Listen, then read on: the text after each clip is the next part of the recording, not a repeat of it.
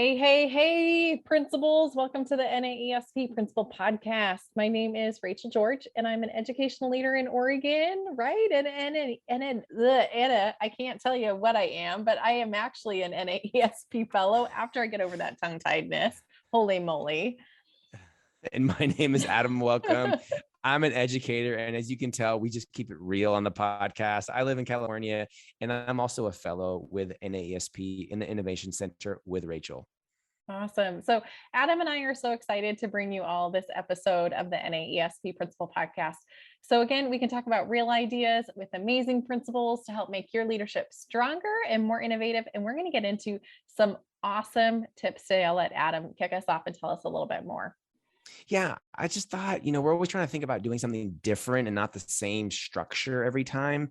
We have people that we know on with HR or tech or different things. We do book reviews. And I was like, how about we just do like different leadership ideas and strategies from Adam and Rachael? I've written a bunch of books. Rachael's written a bunch of books. She's got a bunch more in the process. So we both have had a bunch of different jobs and traveled and talked to people. So we're going to kick it off. My first strategy or idea is it's not an emergency.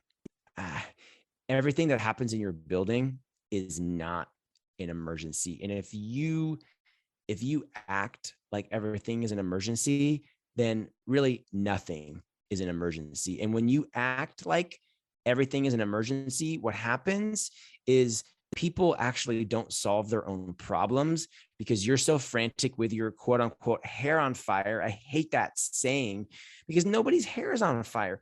Relax. Quick story. I remember when I was a principal, like my second year, I was in my office and one of my resource teacher messaged me. She texted me there was something going on with a student. And she said to the student, and she was super calm. But you know what? I took my time. I finished my apple and then I sent that email. And about 7 minutes later, I finally made it down to that classroom. And you know what was happening? Nothing. Because I didn't treat it like an emergency. And if it was a big emergency, she would have called me on the walkie-talkie, be like, Adam, get here right now. But what happened was, when you walk in as the leader, it just heightens the tension with the student, with the teacher, with all the other students, because like the principal's here or the director's here or whatever it is. And I really believe that the people in your organization, they don't make decisions or they make different decisions because they know that you're coming and it's an emergency. So that's my first one. It's not an emergency. I love that one. That is fantastic. Couldn't agree more. Mine is keep it simple. Keep it simple. I have to tell you, I was just reading a press release that was coming out. I was working on it with my husband on some stuff, and it was like a page and a half. And I had to get 3 paragraphs in until I was like, what is this about? Like, I know what it's about. I know what the purpose, I know what the why is, but there is all this junk in the first 2 paragraphs that don't even have any relevance to what we're talking about or what the why is. So my husband actually asked me to rewrite it for him, made it into 1/3 of it, took out a lot of sentences and just kept it simple. And it made me think, and I actually was talking to another colleague about this, how often do we make things overcomplicated? We overtalk, we overshare, we just add. We think it's like at the buffet, I got to get my money's worth. I'm going to just keep adding it on. But it actually makes it a pretty crummy product. And it really is frustrating when you're on the receiving end, whether you're a teacher, community stakeholder, or I don't know, a principal and you have a director that just keeps adding it more on, right? Like you name it. So please keep it simple. We need that right now, people.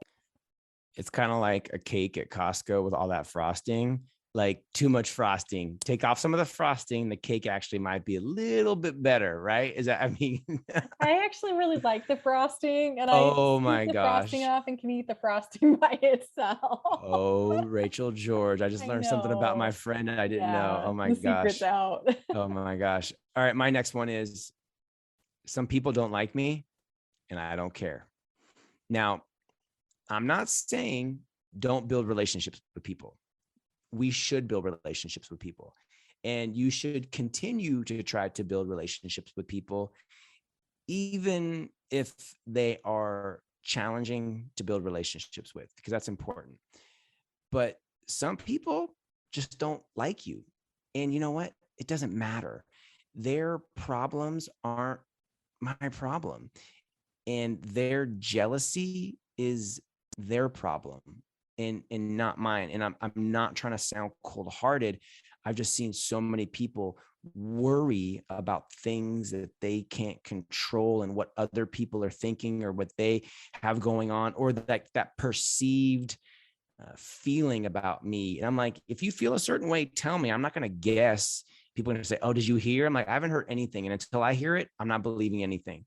Um, you should build relationships with people. You should really try. And especially with people that maybe are challenging to build relationships with. But some people just don't like you. And you know what? I just don't care. So that's awesome. Speaking of challenging people, my feedback and my tip is that there's often truth with criticism.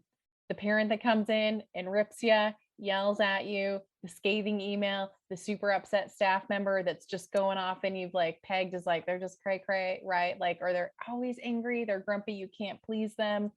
Engage in the conversation and listen. There's usually some really, really good things in there that you can tease apart and then reflect back on with your leadership practice or ways that you can improve within your building.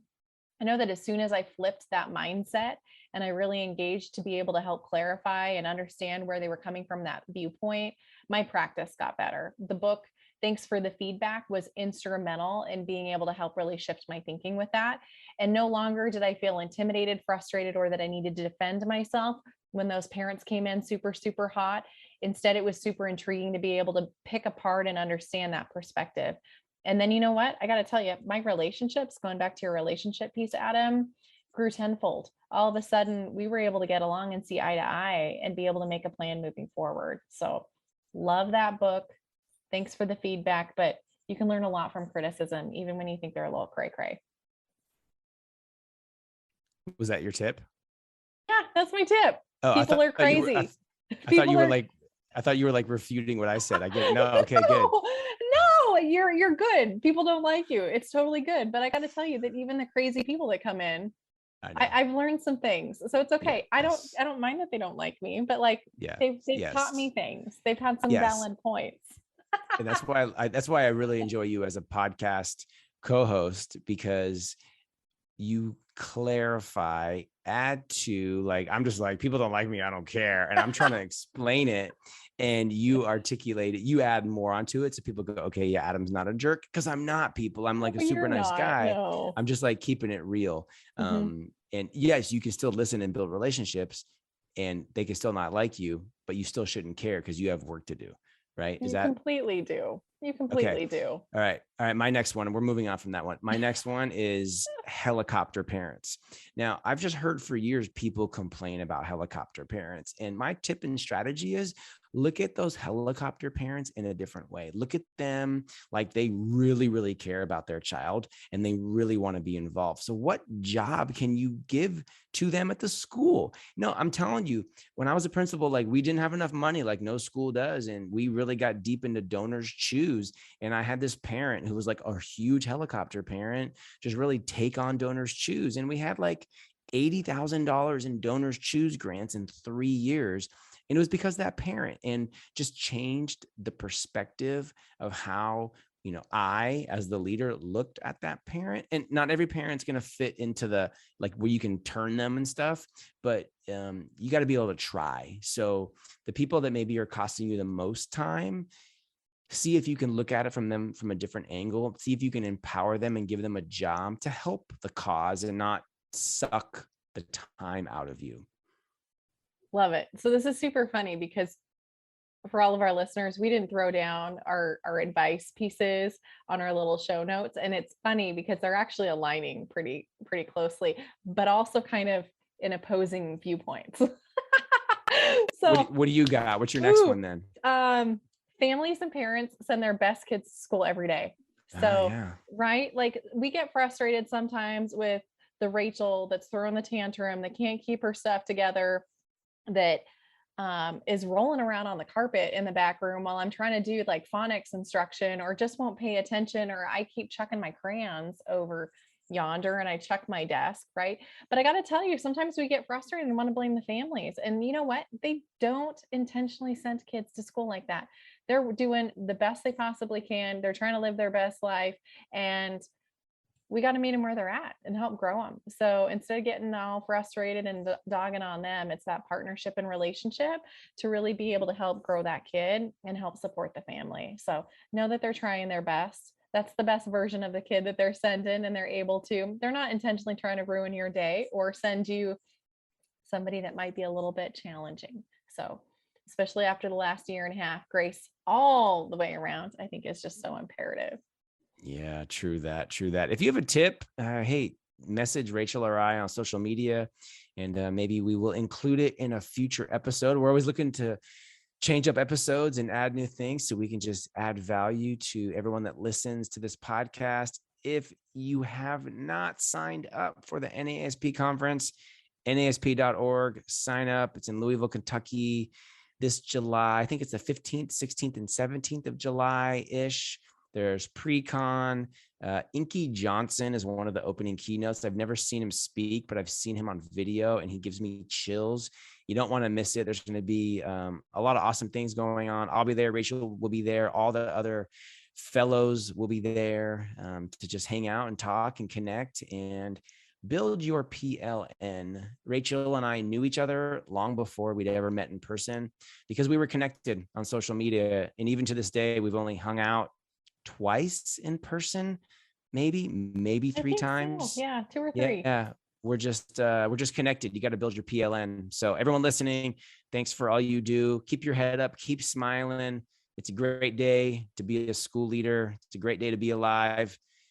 Help your colleagues, focus on your students, and thanks for listening.